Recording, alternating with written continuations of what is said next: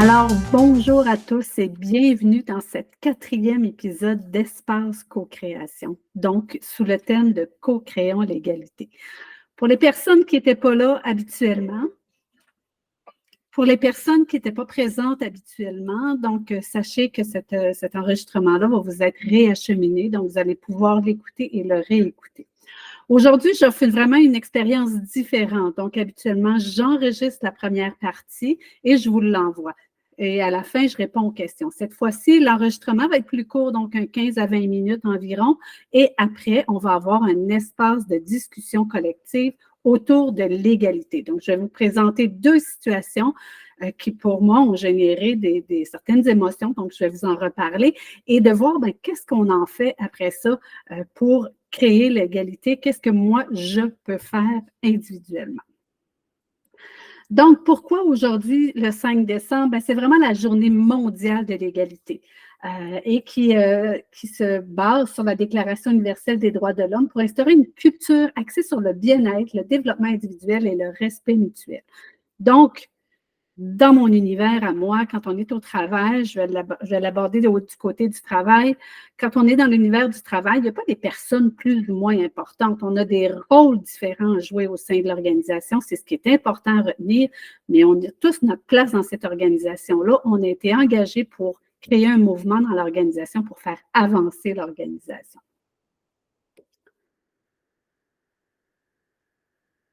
Aujourd'hui, je souhaite vraiment vous évoquer des choses que j'ai entendues dans la dernière année et qui, pour moi, ont généré certaines émotions, soit de la colère, de la frustration. C'est ce qu'on va explorer aujourd'hui. Et qui, je me disais, mais qu'est-ce qu'on peut faire et qu'est-ce que les individus peuvent faire individuellement avant d'y aller dans le collectif? Donc, c'est vraiment ce qu'on va explorer ensemble pour l'espace de discussion, l'ouverture du dialogue à la fin. Quand on parle d'égalité, Eddie, son petit nom, j'aime ça, pour moi, ça fait un petit personnage. Donc, Eddie, c'est pour égalité, diversité et inclusion. Mais je t'explique un peu plus ce qu'on voit aujourd'hui. Alors, bienvenue à Espace Co-création, donc le 4e de l'édition. Donc, l'aventure du jour, c'est vraiment de poser tout d'abord un regard sur le pouvoir des organisations. Ensuite, par rapport à l'Eddie, évidemment. L'égalité ou Eddie, qu'est-ce que c'est exactement? Et on va aller voir les concepts clés de l'égalité par la suite. Après, on se pose la question de pourquoi ouvrir le dialogue? Qu'est-ce que ça donne d'ouvrir le dialogue sur des situations qu'on a entendues même à l'extérieur de notre organisation donc, et ou à l'intérieur? Donc, pourquoi ouvrir le dialogue? Et je vous présente deux mises en situation de façon à vous amener dans cette réflexion-là et d'identifier comment je peux intervenir. Donc, c'est vraiment l'objectif de la rencontre aujourd'hui. Nos organisations.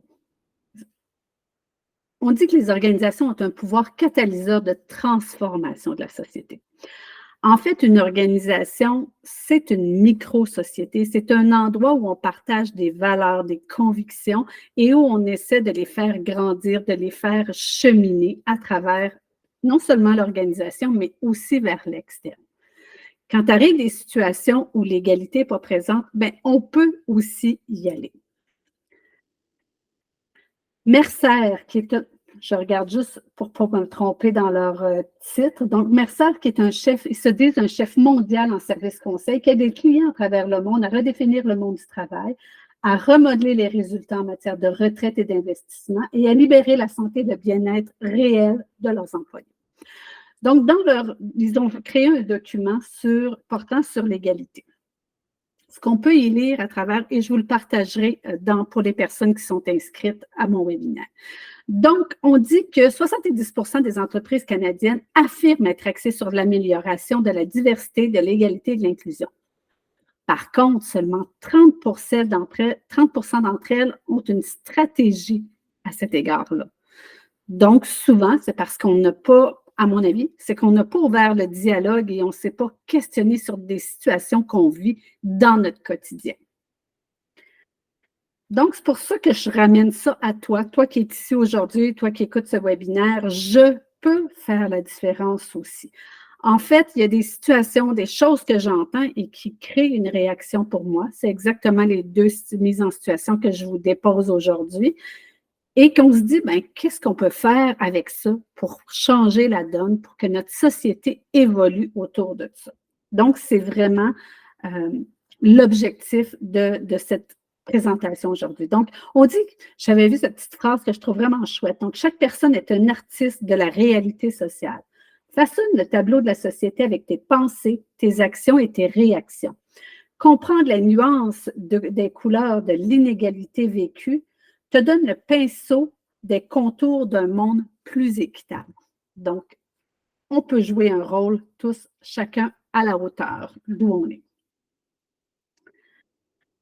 L'égalité, là, c'est vraiment de placer l'humain au cœur de l'organisation. Donc, comme je me répète, mais comme je disais plus tôt, une organisation, c'est une micro-société et on y engage des personnes pour faire évoluer cette organisation-là, pour avancer dans la mission et la vision de l'organisation. Donc, d'où j'aime à dire qu'une équipe, une organisation, c'est composé d'équipes, une ou plusieurs équipes. Et chaque équipe est composée d'individus, donc des personnes, des je, que j'aime appeler je. Et tout ça, c'est le moteur de l'organisation. Donc, prenons une organisation, peu importe laquelle, on enlève les individus, il reste la mission et la vision, mais rien pour la faire avancer. Donc, d'où je nomme que les individus sont le moteur de l'organisation. Chaque personne qui est dans ton organisation est vraiment unique. Puis on vit actuellement dans un monde vraiment extraordinaire là, de diversité. Je ne sais pas si tu le sais, mais c'est la première fois dans le monde du travail que 4 générations se côtoient. Donc déjà là, on a une diversité de visions, de façons de faire drôlement importante. On a chacun notre valeur. Donc, si tu as été engagé, c'est que tu es là pour quelque chose dans l'organisation. Donc, on a une valeur pour l'organisation et on a vraiment une belle diversité de ressources. Toujours dans le même document de Mercer, tantôt que je vous disais, eux autres, ils parlent beaucoup de cette diversité, la main-d'œuvre inclusive. Donc, j'ai aimé le petit tableau qui amenait beaucoup de situations où on peut parler de cette diversité-là. Donc, la communauté LGBTQIA+, les régions. Excusez, j'avais une petite alerte. Les régions, les unités d'affaires, les origines ethniques, les races, les langues, etc. Donc, c'est toutes différentes façons de penser dans nos organisations. On dit qu'une main-d'œuvre qui se veut véritablement inclusive accueille et met en valeur les contributions de personnes de divers horizons et ayant diverses expériences. Donc, c'est vraiment ce que ce petit tableau, cette petite image nous amène. Donc, encore une fois, comment je peux y contribuer selon mon regard à moi. C'est ce qui m'amène à vous présenter de petits concepts clés. L'égalité, EDI, c'est vraiment l'égalité, la diversité et l'inclusion. C'est pour créer une culture de l'inclusion, donc où chacun a sa place dans l'organisation et c'est pour éviter la discrimination. Mais dans la réalité quotidienne, il y a des situations où l'égalité nous échappe, où on laisse aller parce qu'il n'y a pas d'impact pour réaliser ce qu'on est en train de faire, mais à long terme, ça peut créer de la discrimination. Donc, équité. Comment on peut être équitable envers tout le monde? Donc, on voit en ce moment, j'écoutais hier un reportage à Radio-Canada sur la place des femmes, notamment dans la culture, dans la culture là, de la télévision, du comique, c'est ça, des interprètes comiques, etc. Donc, on est encore aujourd'hui à faire notre place comme femme dans cet univers-là. Tous les paradigmes qui sont présentés en ce moment de l'homme par rapport à la femme, le rôle de la femme dans la société, étaient beaucoup représentés dans nos téléséries. Donc, comment tranquillement tout ça évolue. Quand je dis tranquillement, on est encore là-dedans en ce moment. La diversité, ben, c'est vraiment toute notre diversité, je le vous présentais tantôt, donc la diversité, la richesse de cette diversité-là, comment la mettre à profit et la voir comme une source, là, vraiment un trésor pour notre organisation, pour voir différemment, puis aller voir différents angles d'un sujet ou d'une situation. L'inclusion, ben, c'est vraiment d'éliminer le plus possible les obstacles pour que tout le monde ait sa place dans l'organisation et se sente bien dans l'organisation. Donc, c'est ce qui amène à dire qu'on va diminuer la discrimination. Je m'excuse, je vais aller voir, j'ai un petit délai ici. Donc, comment prévenir de la discrimination en accord avec la Charte des droits et libertés? En évitant distinction, exclusion, préférence basées sur les stéréotypes liés à l'ethnie, le sexe, l'identité ou le genre. Donc, c'est vraiment de créer le plus possible une inclusion de nos milieux de travail. Ouvrir le dialogue. Pour ceux qui me connaissent, vous le savez, pour moi, l'importance que je fais quand je travaille de conjuguer le bonheur au travail, c'est vraiment l'espace collectif. Je travaille sur le collectif. Donc, mon objectif, c'est vraiment de créer un mouvement collectif pour l'organisation, pour que les gens travaillent ensemble, donc bien-être, efficacité, création de sens au rendez-vous. Donc, quand on ouvre le dialogue, c'est vraiment d'influencer le chemin vers l'égalité pour tous. Donc, je le nomme et je vais le renommer. Donc, chacun a sa place dans l'organisation, chacun a un rôle à jouer et c'est pour ça qu'on a été engagé, mais il faut vraiment le mettre en valeur et éviter la discrimination. Donc, quand on ouvre le dialogue, l'objectif, c'est vraiment de clarifier une situation et son impact, soit pour la personne qui peut être concernée et ou pour l'organisation. C'est de mettre en évidence ce qui appartient à l'individu et ce qui appartient à l'organisation. Donc, par rapport à une situation, qu'est-ce qui appartient à l'individu, qu'est-ce qui appartient à l'organisation? Tout ça pour changer tranquillement les mentalités, changer les façons de voir. Mais surtout, pour faire ce qu'on n'a pas dans nos organisations, c'est-à-dire identifier des actions à mettre en place. Parenthèse, c'est pas parce qu'un élément appartient à l'individu qu'on n'a pas un rôle à jouer collectivement. Donc, si une personne continue à marteler, exemple, que tu n'as pas ta place pour X raison, ben, il faut aussi aller travailler sur cette personne-là pour que son discours change. Donc, c'est drôlement important. Donc, c'est vraiment d'aller distinguer tout ça et de voir comment on va pouvoir poser des actions à travers notre année pour changer certains éléments autour de l'égalité. Pour les personnes inscrites, je fais tout le temps référence à notre fameuse charte d'aventurier. C'est cette charte qui nous permet de voir autrement, de se positionner en mode exploration. On s'en va vers l'avant. Moi, j'aime parler de l'humour, vraiment l'humour dans des situations où on a discuté de sujets plus crunchy, plus punchés. Ben, l'humour va vraiment permettre de détendre l'atmosphère, de ramener la discussion à un mode moins émotif. Donc, moi, je l'utilise souvent. Je l'ai encore utilisé dernièrement où la tension était très, très forte. Donc, par l'humour, on a redescendu la tension et après, on est capable de ramener la discussion. Donc, de développer cette capacité-là d'amener un peu de légèreté dans la discussion, dans le dialogue.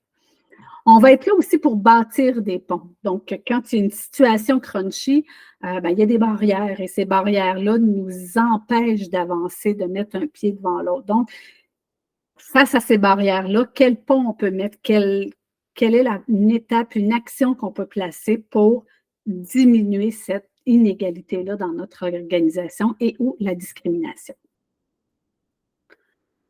Quand je parle de regard pénétrant ici, c'est vraiment d'être en mode observation. Donc, observation de ton environnement direct, donc tes collègues qui sont plus directement liés avec toi, ton organisation, l'environnement dans lequel tu baignes, à la limite, un partenaire qui travaille avec vous, un fournisseur. Donc, ces gens-là aussi ont de l'impact. Donc, moi, j'ai personnellement déjà entendu des phrases que je me disais, My God, ça se dit encore ou ça se pense encore. Donc, ça peut être difficile, mais qu'est-ce qu'on en fait? Ce qui m'amène à vous présenter deux mises en situation réelles de personnes que j'ai entendues. Donc, quand on parle de diminuer la discrimination, on est beaucoup dans tout ça, d'enlever les malaises, les conflits possibles. Donc, la discrimination, on a des biais, des inconforts, des émotions, on exclut des personnes, donc on crée de l'inégalité. Donc, dans tout ce tourbillon-là, quand on a une situation qui nous est présentée, qu'est-ce que je peux faire? c'est là où j'aime à dire que je t'amène en toi tout d'abord, avec tes sens. Comment tu as vu, comment tu as entendu, comment tu as senti. À la limite, est-ce que ça se touche? Est-ce que c'est palpable? Est-ce que ça goûte quelque chose? Qu'est-ce que tu sens, tu ressens en dedans de toi?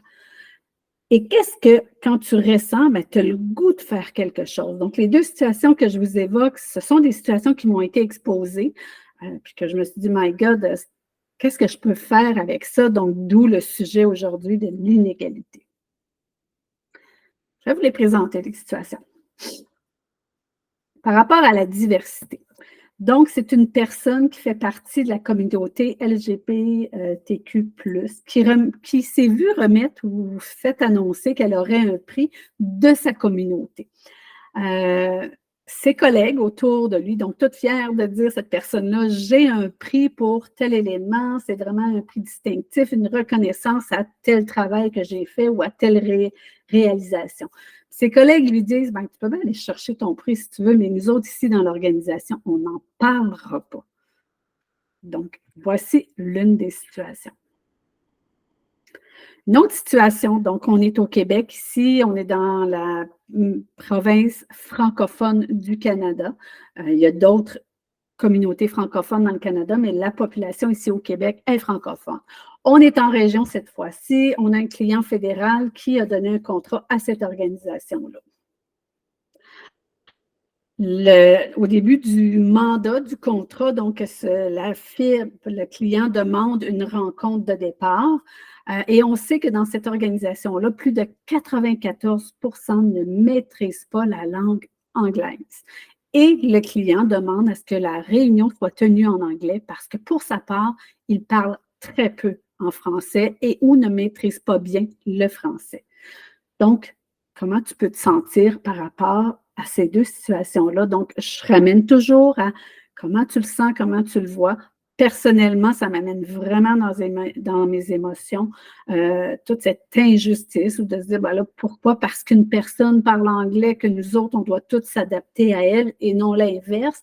Donc, c'est quoi les frustrations? Et après ça, d'ouvrir le dialogue autour de ça avec tes collègues permet de dire, bien, quelles actions on pourrait faire une prochaine fois. Donc, oui, le faire dans un premier temps individuellement, ça permet de te positionner, de voir comment toi tu te sens, mais pour ensuite l'amener dans le dialogue avec tes collègues.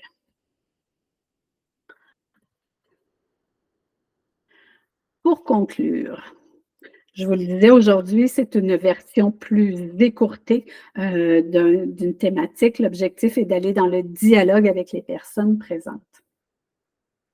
J'ai le goût de vous laisser avec une citation ici qui dit que l'égalité entre les hommes est une règle qui ne compte que des exceptions. Moi, vite comme ça, juste en lisant cette citation-là, je vois l'égalité entre les hommes. Donc, on aurait pu écrire l'égalité entre les humains est une règle qui ne compte que des exceptions. Pour moi, j'aurais été déjà beaucoup plus à l'aise. Donc, on voit que parfois, même les mots peuvent créer un petit inconfort. Je vous le disais, c'est la dernière de cette formule-là d'espace co-création, donc un webinaire qui est enregistré, qui vous est acheminé. Je ne dis pas qu'il n'y aura pas d'autres webinaires, je suis vraiment en train de mijoter le tout pour transformer espace co-création et éventuellement avoir des outils à t'offrir qui vont te permettre d'aller toujours plus loin personnellement, individuellement, pour créer des milieux de travail encore plus où est-ce qu'on a encore plus notre place où on est bien et où est-ce qu'on a un rôle à jouer réellement pour changer cet univers-là. Donc, mon objectif, c'est vraiment de t'outiller, mais aussi d'ouvrir le dialogue. Donc, il va y avoir d'autres espaces co-création, mais sous une forme beaucoup plus interactive. Donc, c'est mon souhait pour 2024. Donc, le prochain rendez-vous, je n'ai pas de date pour le moment. Je suis vraiment en mode planification en ce moment, mais surveille les médias sociaux, va à ma chaîne YouTube, sur mon site Internet. C'est sûr qu'en janvier, il va y avoir des choses d'inscrites là-dessus.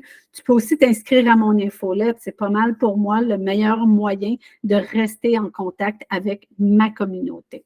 Donc, je vous dis merci, chers aventuriers du travail. Merci d'avoir cru en Espace Co-création, un espace que j'ai voulu d'exploration pour la fin de 2023, mais où je suis en train de déjà moduler pour 2024. Donc, voilà, c'est la fin et maintenant, on va aller à la période de dialogue autour de ces deux situations.